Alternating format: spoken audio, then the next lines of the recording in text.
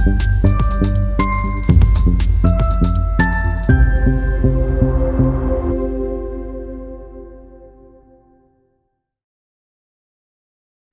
everyone, welcome back to Miles Beyond the Page. I'm your host, Michelle Miles, and this is the show where we dive deep into the world of writing and publishing. Each week, I sit down with authors from every stage of their journey. We'll explore their creative process, uncover tips and insights, and celebrate the highs and lows of the writing life.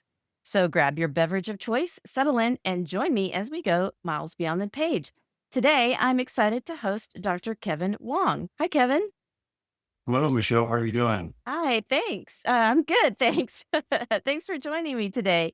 Dr. Kevin Wan brings a unique perspective to the literary world as a practicing physician who has recently made the leap into fiction writing. His debut novel, The Regression Strain, combines his extensive medical expertise with a gripping thriller set aboard a cruise ship, creating an authentic and pulse pounding story that only someone with real world medical experience could craft. This is fascinating to me, and I love that you took your real world background and wrote a book around it. So let's talk about this book. First, can you tell us a little bit about the book, what it's about, and sort of what inspired you to write this particular story? Yeah, so it's basically about a young doctor. He's a family medicine physician, and he takes a job working on a cruise ship. Basically, he thinks it's going to be an easy gig, and he's looking for something like that because he's gone through some pretty tough times. Mm. So he still wants to stay in medicine, but he needs a change of pace, kind of get away from all the stuff that he's been dealing with. So that's his approach when he gets on the ship, and that's where the story starts. So, how much of the your medical expertise influenced you, the plot and the characters for your book? Well, a lot of it. Initially when I was thinking about something to write, I was thinking about something that had nothing to do with medicine. And I think that may have been okay. But then I kind of realized that all this advice to write what you know was good advice. So um, I think okay, so I said I'm gonna write about a doctor. He's gonna be the main character. So it's not like I didn't have a particular episode or experience in my own life that I wanted to dramatize. So Mhm. it's not a thinly veiled, I guess, description of what's happened to me. But invariably, a lot of my experiences did come through, and I just thought about I I've talked with patients, my own experiences with my colleagues and things, and how that might play out in the story. Mhm. That's interesting. So, without giving away any spoilers, what themes or messages did you hope readers would take away from this book? The Regression Strain is the title. Yeah, I I didn't want to come across as preachy or anything. Yeah. I wanted to just really show protagonist Peter Palma, Dr. Peter Palma, as kind of an everyman, so to speak. Mhm. He's only a few years out from his family practice residency. He's not like like a neurosurgeon or like a highly specialized a doctor. He's one that we all need these people in our lives, family medicine Mhm. and medicine doctor, but he's probably as close to the everyman as one could get in terms of being a doctor in America. So he's not. I didn't want to make him really kind of cocky or smart aleck or know it all. And the messages is mainly just him observing what happens on the ship. So I have everything is in service to the story. Mhm. I wanted the story to turn out a certain way with certain plot elements, and any themes that came out from that would be driven by what would come out from that story and what kind of protagonist would be the natural person to be in that story. Yeah. Yeah, that makes sense. Yeah. Yeah. So I think a lot of readers have picked up on, early reviewers and everything picked up on some common themes. I think that Mhm.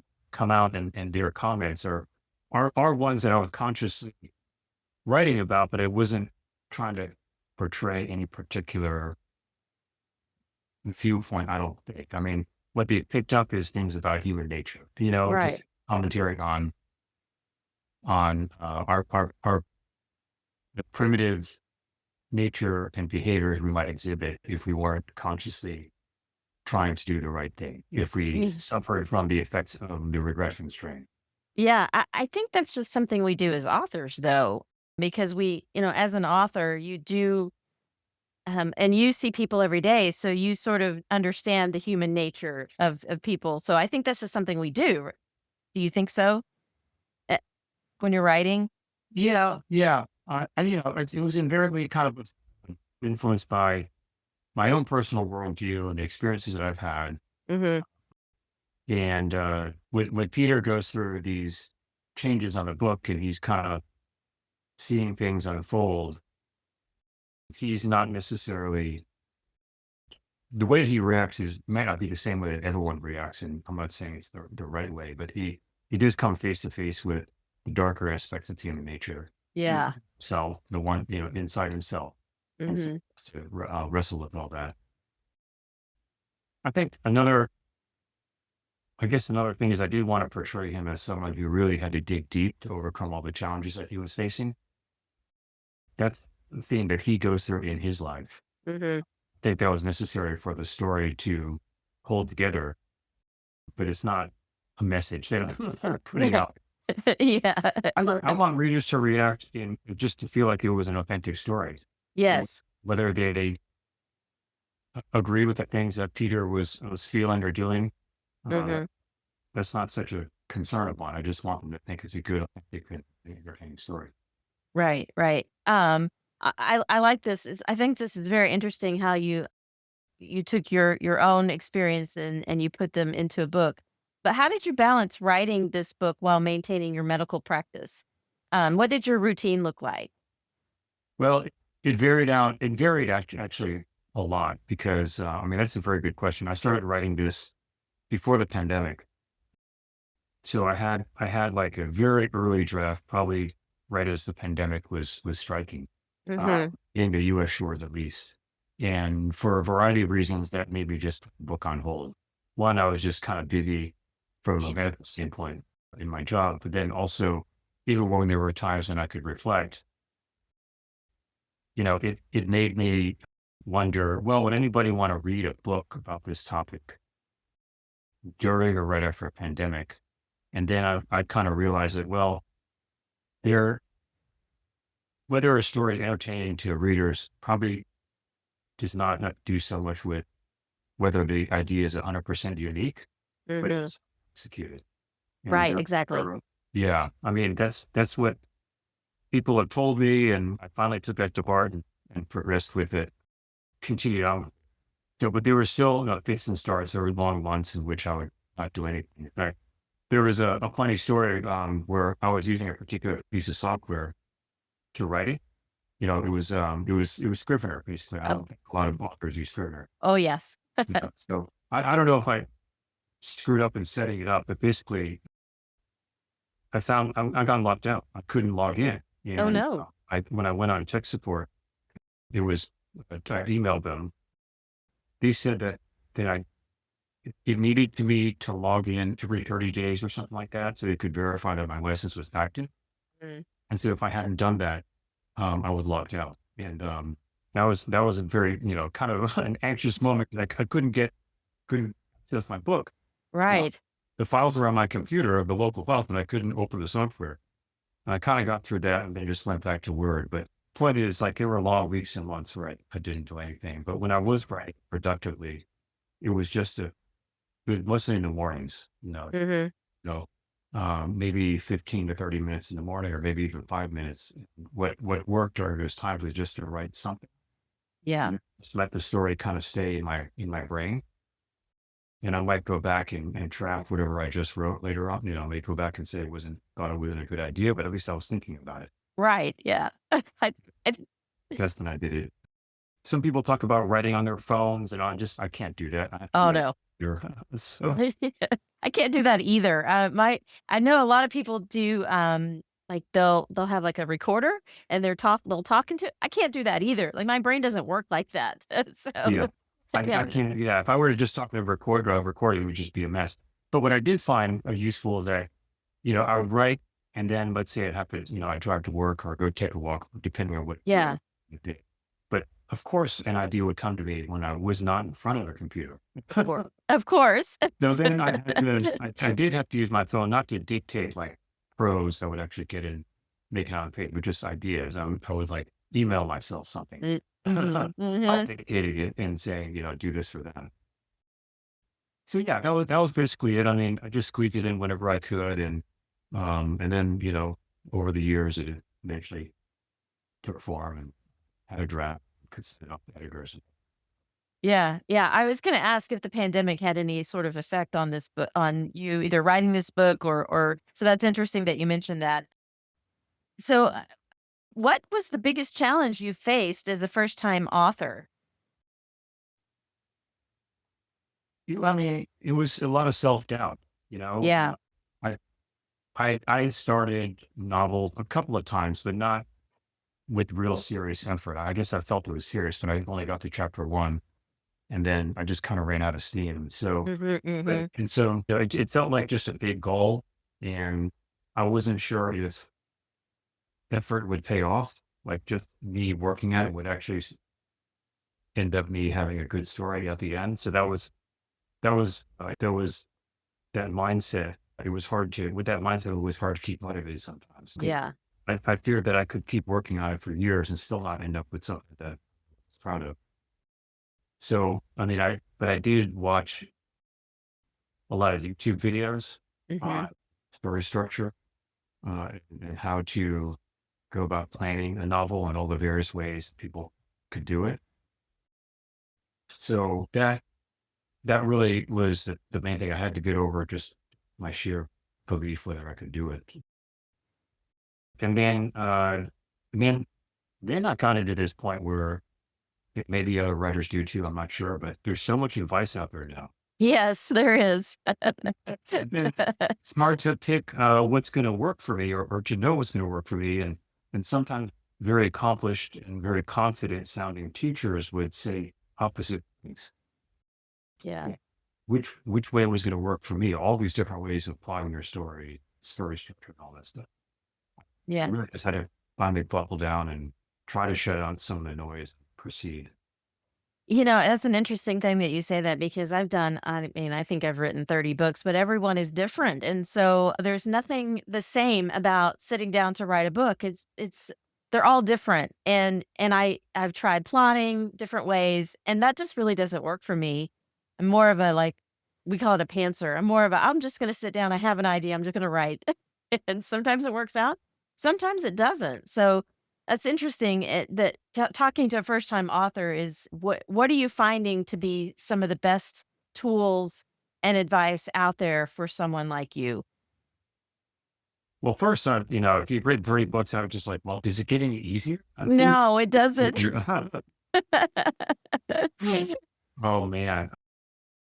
Well, I'm not in a position to give advice with authority, but I can just say what I guess I would reflect on what I was just saying before. Just Yeah. to learn a lot initially, and then pick one system or approach. I think Mhm. it is. I thought it was helpful for me to hear about the plotters and pantsers and all that stuff. And logically to me, I wanted to be a plotter, Yeah. really good outline, but as I progressed through it, I realized that's not the way I could work. So I ended up being kind of a hybrid Ah, where I interesting. plot a little bit ahead, just and then pants within that. I don't Yeah. remember the term that someone coined that described the way I approach it. I think my advice would be to aspiring authors to understand that it's okay if your style doesn't fit what one particular person is recommending. There are Mhm. many ways to crack this. Yeah. Yeah, for sure. Yeah, there's many unique ways, and your way could be fine. Yeah. I think that term is a plot stir. So you're half plot, half pantser. Yeah, I agree, and I have learned over the years that I now that I have had more experience in writing books, I do find that if I have a really good blurb, that kind of gives me an idea of how I want the story to go. But yeah, it doesn't get easier. Yeah. So you right, are you one of those folks that comes up with a blurb first? Usually, yeah. Yeah. Usually. Well, I'll have the germination of an idea. Like, I have an urban fantasy series where the character showed up in my head one day and she told me exactly what her whole story arc was from book 1 to book 5. And so then I sat down and started trying to figure out what was it, and then I tinkered aloud a long time. I mean, I think I wrote 10 drafts of that first book before I finally got it right. But yeah, it was a blurb. It starts with a blurb usually, and that book was probably one of the hardest books I've ever written, that whole series. But yeah, I need to have a really good blurb to get started, and that helps me. What you said about 10 drafts just reminded me of something that I think I had to learn is for myself, is that I had to learn that getting words on paper and getting a draft was a necessary stepping stone to a final draft, even if I didn't keep much of that first draft. Yeah. And yeah, I mean, I basically rewritten the book at least twice with many, many, many, many significant revisions in between those things. Yeah, I had to understand that. Like I had once I got a first draft done, I was like, okay, well, I'm just going to tweak and Mhm. make sure they'll get some feedback. We'll make some minor changes.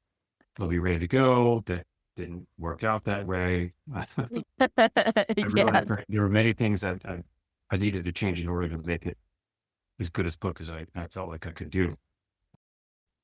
So I had to come to grips with the fact that I have to rewrite the whole thing. Maybe Yeah. people don't do that, but that's what I did. And hey, maybe a lot of people would experience the same thing. Yeah, I think that's something that, every author goes through is you write this book and you realize, wow, there's so much about it that's good. I'm rewriting the very first book I ever wrote, which was terrible, but the bones are there. I mean, I can see that the structure's there, the ideas are there. It's just the way the execution is not great. So having to rewrite that is a little bit painful. Wow. um, but so what advice do you think you would give other professionals in your type of work considering writing a book? Um, let's see. You mean I mean, particularly like in my line of work or something Yeah, like like that? a medical doctor or a professional, anyone similar to you. What advice would you give them?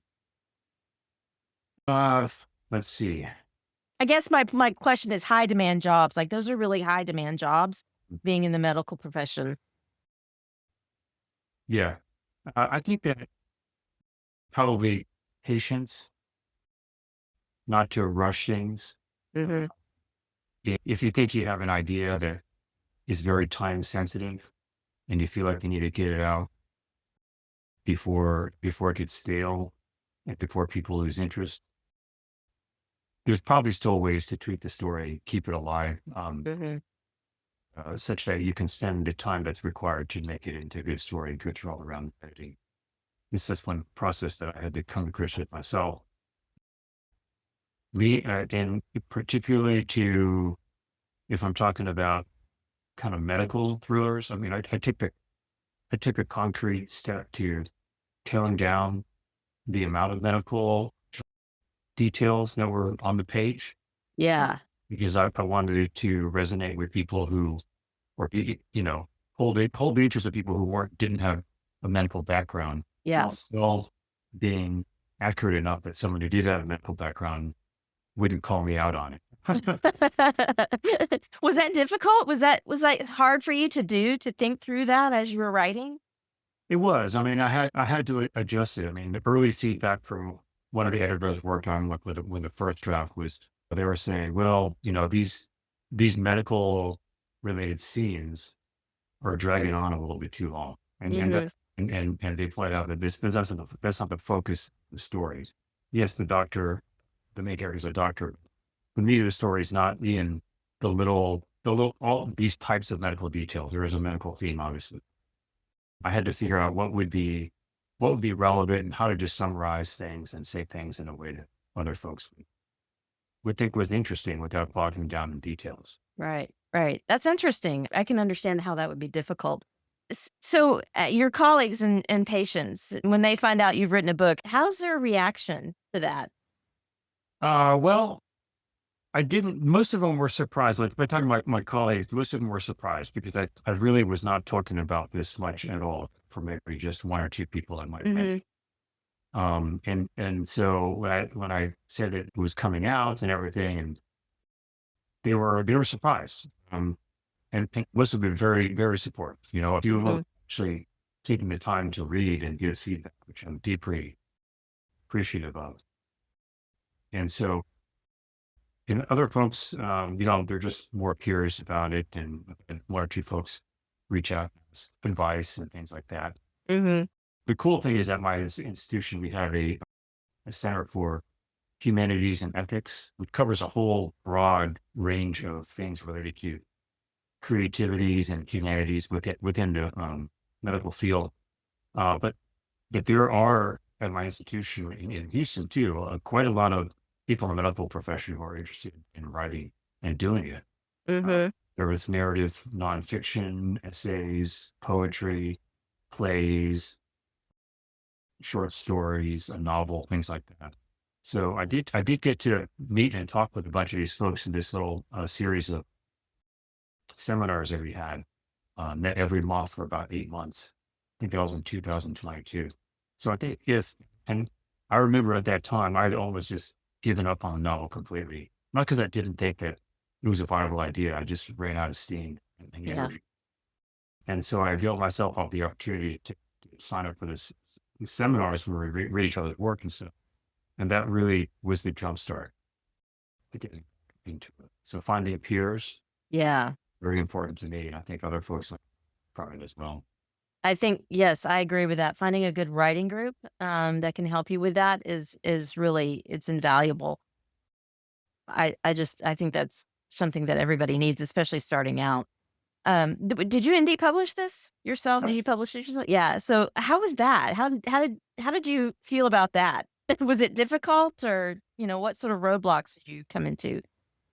Well, it takes a lot of time and effort. Yeah. But the creativity and the autonomy is, I mean, I like that part of it. I do try to get it published traditionally. I Mhm. sent it out through a Yeah. couple agents last year, querying and everything, and that was very instructional. I learned a lot. I got some good feedback, which Oh, ultimately good. ended a, a deal. And so I gave myself 6 months, and some people might think that's not enough time, but I think enough is a word that has to be put in context of someone's own Mm. goals. So Mhm. I said I would give it a try.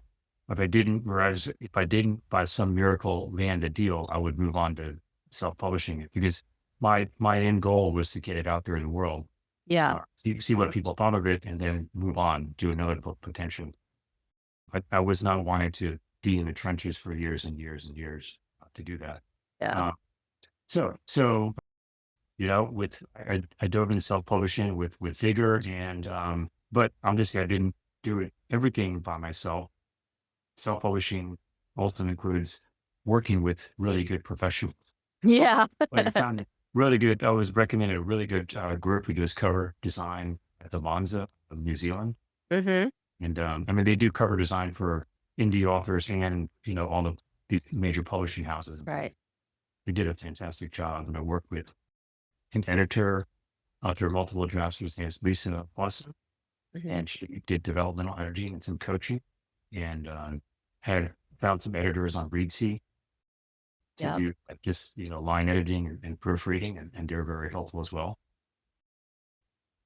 So, but I think the hardest part is still just waiting.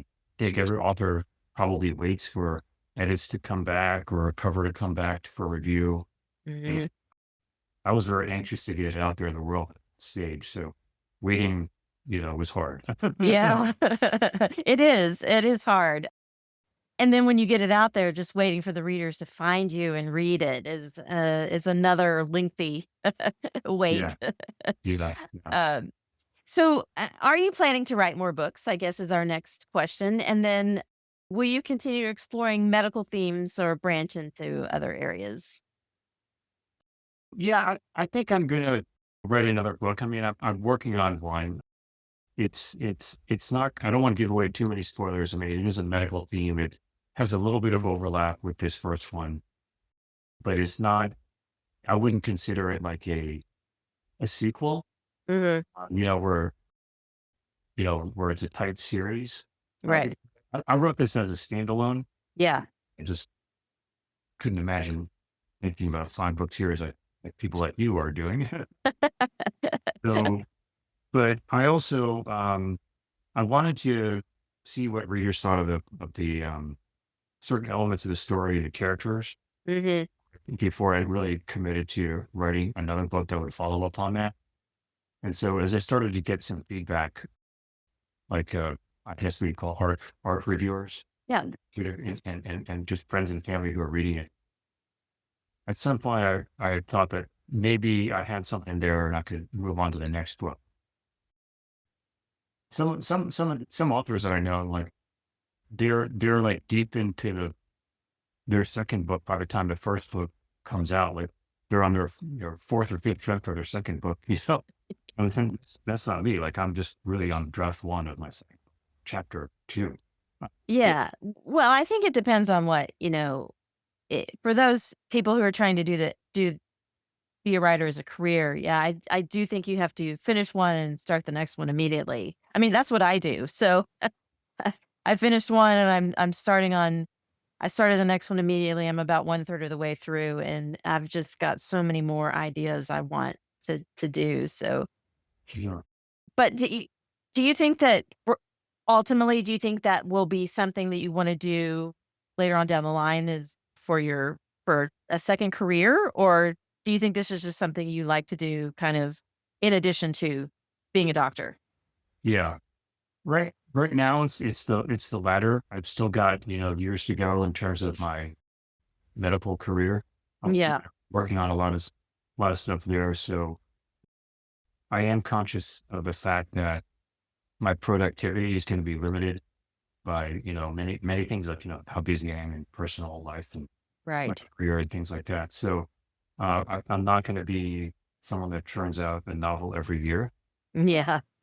So I don't know how long it'll take for the second one to come out. I am like a little bit, worried like, well, I'll hear all this advice about best way to sell book one is to write book two. I don't know when book two is going to come out, and I don't know if anyone's going to remember book one. But we'll see how it goes. Eventually, I think I would love to continue writing. Yeah. Right now on the side while I'm full time working, and then definitely yes afterwards.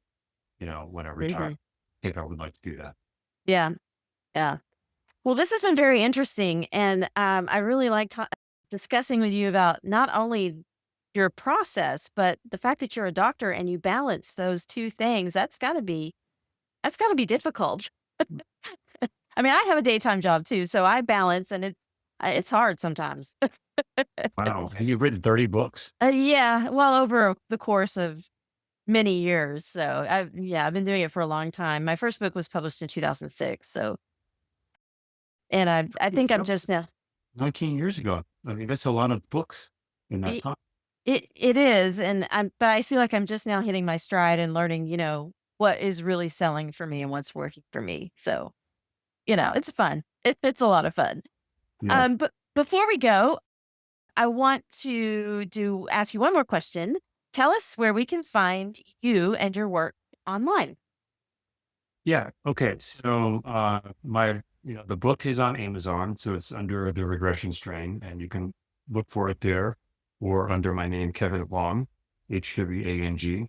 There's also a website, which is my name, so Kevin Hwang, KevinHwang.com. I have a fledgling presence on Instagram and Twitter and LinkedIn, but not really that much. So probably, and all the links for that are on my website. Okay. Yes, and I'll have all of these links in the show notes too, so people can find your book and connect with you online. So thank you very much, Kevin, for joining me today. I really appreciate it. Yeah, thanks, Michelle. Likewise, I appreciate it. And I really enjoyed the opportunity to talk more about it. And I hope that I'll be able to continue working on my second book. And it's Yeah. motivating for me as well just to hear your questions and everything and Yeah. my responses. Well, you'll have to let me know how it goes. Okay. Thanks so much to Dr. Kevin Wong for being here, and thanks to you for tuning in. Don't miss his book, The Regression Strain, available on Amazon. If you enjoyed this episode, hit like, drop a comment, and subscribe. Catch Miles Beyond the Page on Spotify, Apple Podcasts, Amazon Music, and iHeartRadio. Until next time, keep dreaming, keep writing, and I'll see you miles beyond the page. Thanks for joining me on Miles Beyond the Page. If you enjoyed this episode, be sure to subscribe and leave a review. If you're an author and want to be a guest, visit michellemiles.net/podcast to apply. Keep writing, keep dreaming, and I'll see you next time.